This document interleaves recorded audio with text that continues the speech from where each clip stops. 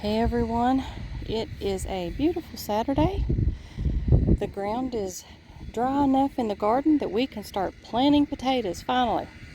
So we did one last till here in the garden, and I'm getting ready to make my mounds to put my potatoes in.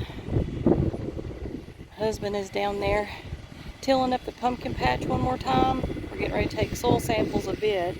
I've already done that in the garden, waiting on some results.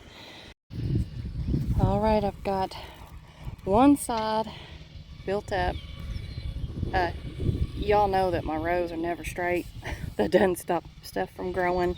And this is the area that I'm going to do my potatoes, so if it's not perfectly straight, it ain't going to hurt my feelings. So what I'm going to do next is I'm going to start from the other side right here and pull some dirt in on this side to mound it up. You can see the little trench that's right here. Potatoes will not be going in the trench. They will be going in this hill.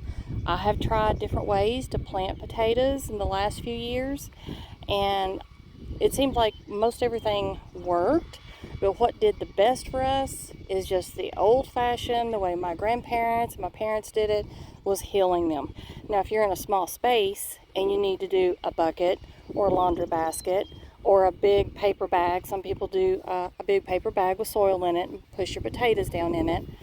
Those can work in small spaces, but for us, we're going to go ahead and do the mounds.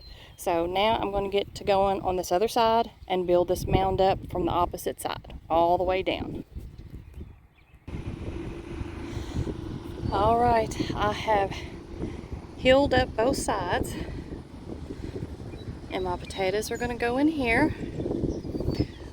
On this side, I plan to put marigolds. So marigolds will line all the way down this side of the garden, hopefully smother out the weeds, and also be a pest deterrent, whether it be certain bugs. And I don't think rabbits like the smell of marigolds. So those will be going up through here. Now, the next thing I'm going to be doing for my potatoes is right in the middle of this mound. I'm going to be going down the line, making it and pushing my potatoes down in there, and I will get one of those to show you. Here is my bucket of potatoes. These are a russet potato, and I believe it's called Purple Majesty. I'm going to be planting this whole bucket today. Now, they have grown tall sprouts. When this happens, when I put one of these in the ground, let me pull one out and show you. This is a small potato, and yeah, it's a little wrinkly, but the sprout on it is really long. It is very possible that once I plant this, let me show you, I'm just going to stick it right at the top of this mound, get it down in there, and make sure it's covered. Now, this sprout may die off.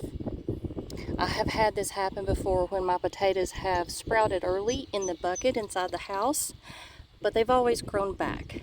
So this is how we are going to do that, and it's going to go all the way down the row.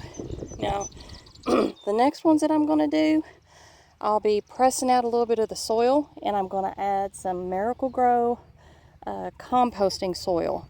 I have used this part of my garden for potatoes for a while, but as long as I add some of that as I put a potato in, it has done great. So that's what we're going to do next. This is the potting soil that I'm going to be using. It is Miracle-Gro Organic Choice, and it is for raised bed and in ground. It has compost in it. This is a 50-quart bag. I bought these at Costco, and if I'm remembering correctly, they were on sale for, I think, $9 something a bag. They were discounted a little bit, but the 50 quarts are the larger bags than what you can get at Walmart and the other big box stores. Alright, so I'm going to pull this purple potato back up gently,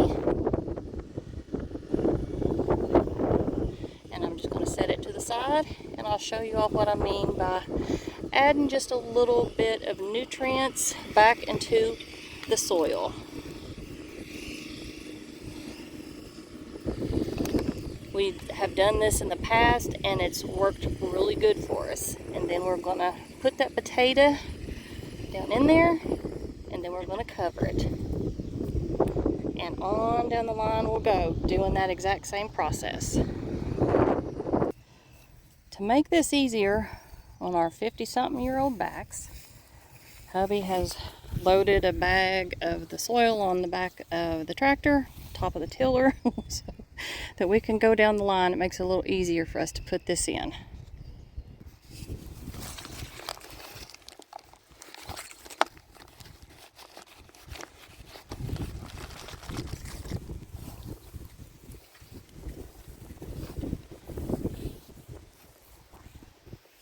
There's our tater. Put in the potting mix. Cover it just a little bit with some soil so the good potting mix stays down in there. Oh, there's a little worm. Well, there's our next potato. You can tell that's a russet because it's green. We got the first row of potatoes out. All the way down to there. It's about a 100-foot row. And I'll show you the bucket of potatoes, how much we have left to do. We still have a ton of potatoes in this bucket. Not all of them may survive, so that's okay. We got plenty to get out. And right here, we had cattle panels. And I had put my tomatoes there last year, so we pulled that up because I want to redo these. We'll be able to lay down some weed barrier and then put our T-posts in with the cattle panel and keep the weeds from growing up completely. So we're getting ready to till this up.